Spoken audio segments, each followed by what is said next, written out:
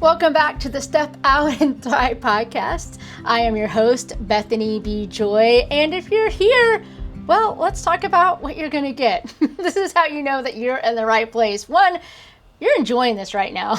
Maybe smiling and you're going, what in the world? Why is this lady so happy and joyful? Well, if you need some of this, you're definitely in the right place. This podcast is mainly for those who do a lot of one-on-one, whether you're a parent, whether you're a coach, whether you're a counselor, and you really just want a place where you can be seen and soothed and safe and secure and be encouraged. It's a place where you can take off your coach or counselor hat, your leader hat, your parent hat, and just simply receive. It's a place where we allow ourselves to go deep, but also where we get the skills where we can multiply this depth, where it's not just one-on-one. Instead, we can go into groups. We can transform the lives of many people at one time. And yes, if you're asking, is that possible? That's what I do. That's what I work with on my day-to-day basis with groups, is I help groups happen to experience these deep transformation. But not only that, I help people learn how to lead these types of groups in their churches, in their counselor offices, in their leadership offices, missionaries, parents, the whole thing. And I love, love, love what I get to do. We are right in the middle of a series that's called The Stories We Tell Ourselves, and I love it. I'm having so much fun with this series. I really am. So many of y'all are enjoying my vulnerable stories, so you're welcome. You guys get to know me a little bit every single podcast we go through, and I just love being able to share some of this with you all. And the coolest thing is that I'm hearing back from some of you all, I'm resonating with what you're saying. That's really good. I want people to resonate, and I want you to know that you're not alone. If there's ever one of these stories where you're going, oh my goodness, Bethany, I can totally relate to that, let that speak to you that you're not alone. And you have a story to share too. So don't just stop with that. Today, we're focusing on the power of the small daily yes.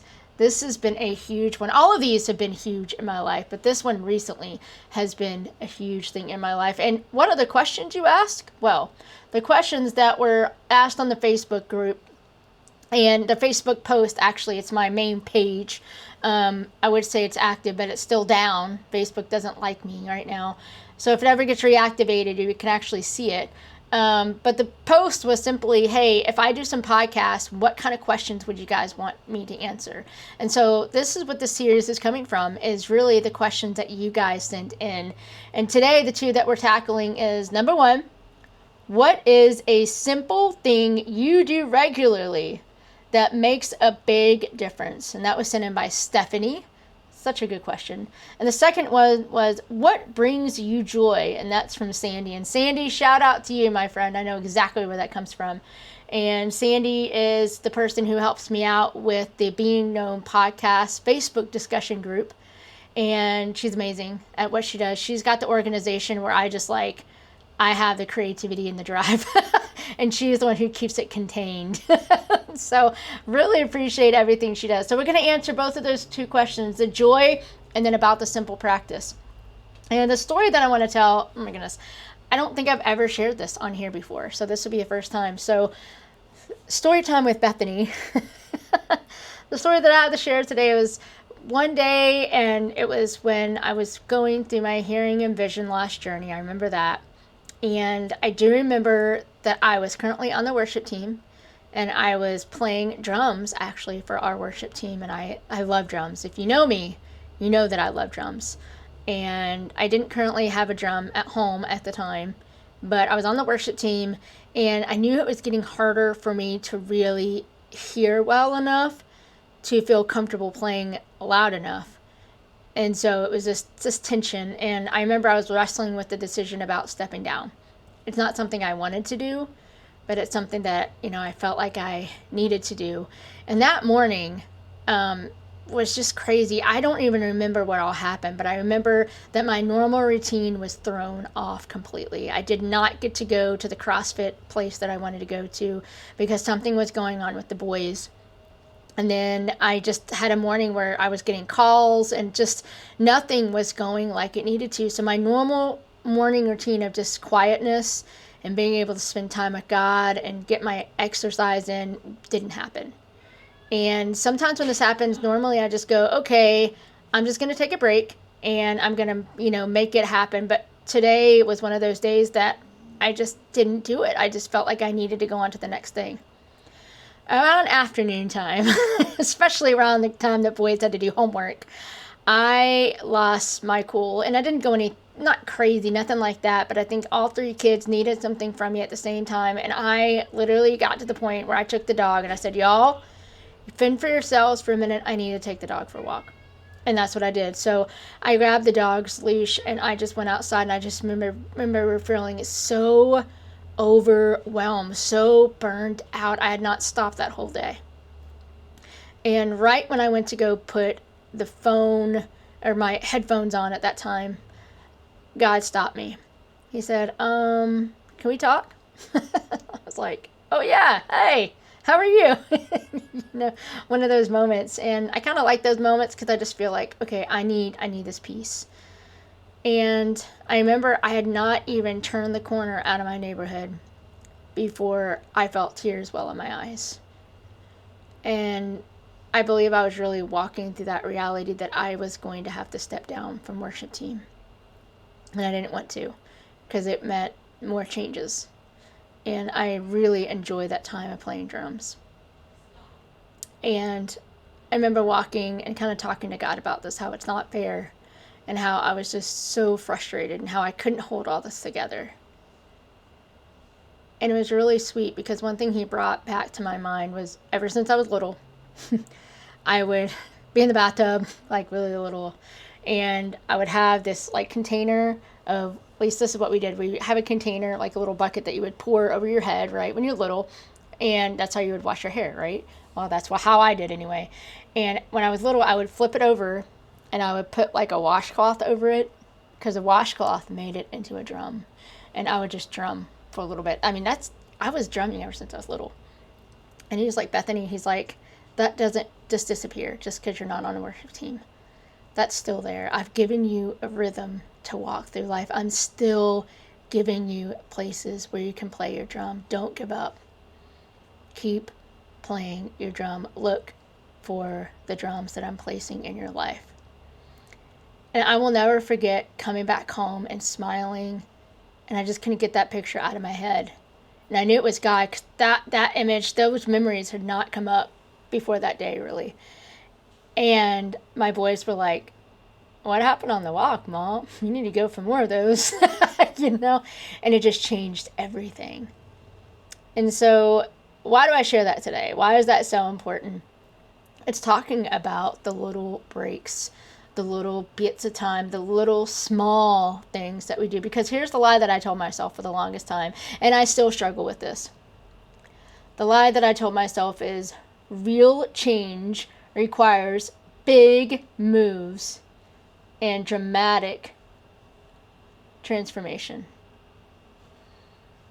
Real change requires big move and dramatic transformation. Stepping away from the worship team, to me, wasn't a huge deal. But stepping away from the drum was. And I didn't have to. As long as I got to spend some quiet time with him, he was going to give me the beat that I got to go for. He was going to give me fresh eyes to see and fresh ears to hear. And so here's how I reframe that. Number one, meaningful transformation comes from small, consistent, almost invisible decisions. I did not have to go take the dog on the walk that day. I did not have to not put the headphones in my ears. I didn't even have to listen to God. But the truth is, every day when I get still enough, whether I'm walking, whether I'm jogging, whether I'm actually sitting at the kitchen table, when I make the active decision to listen to God, He shows up. He shows up. It doesn't have to be this dramatic heaven opening and Him coming down. It could be as simple as bringing a memory back to my mind of being a little kid and playing on my drum. That can get me through the day. That can give me the smile. That can give me what I need to go back in and do homework with my kids. Number two, joy grows in quiet soil. It really is true, guys. Joy is the experience of knowing that people are glad to be with me no matter what. That God is glad to be with me no matter what. All of us should have people in our lives, should have that moment with God in our lives where we can just be ourselves and be seen and accepted and known and deeply cherished. That's part of the reason Tip Group exists. That's part of the reason Check-in Thursday exists, because so many people have not experienced what that really feels like. And if you haven't, I beg you to try Check-in Thursday. The first time you come is completely on the house, because we want everyone to experience what that feels like. But really, joy is in that quietness, in that soil, and just that ordinary, everyday thing. We don't have to make huge changes to be accepted, to be loved, to transform. It's the daily, everyday choice to be still and let God speak and let people speak into us. So let me double check to make sure I answer the questions. It's a practice that I'm starting to go through. So the 2 questions today, the first one was about what's a simple thing that you do. I think I talked about that, was interactive appreciation, really listening to God. And the second thing is what brings me joy, and I redefine joy. And truly find in those places where I can be seen, soothed, safe, and secure.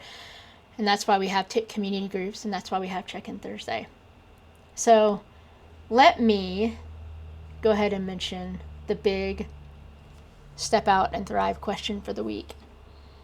What is one small yes you can say today that your future self will thank you for? What is one small yes that you can say today that your future self would thank you for? I'm trying to think what that would be for me, actually. One small yes. I think for me lately, it's just been continuing to eat healthy. And it's been a struggle because I am an emotional eater. I struggle with that. It's so much easier for me to just grab something and eat and just satisfy and just numb out. But I noticed my future self really is happy for the way that I'm eating lately and choosing healthier foods. It could be as simple as that. It could be as simple as drinking water more often.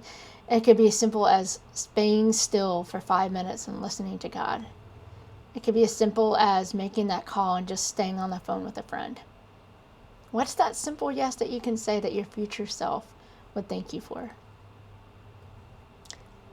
As we sign off every week, I encourage you to dare to do more than just survive. Make the constant, daily, small yes so that you can step out and thrive. See you guys later. Bye.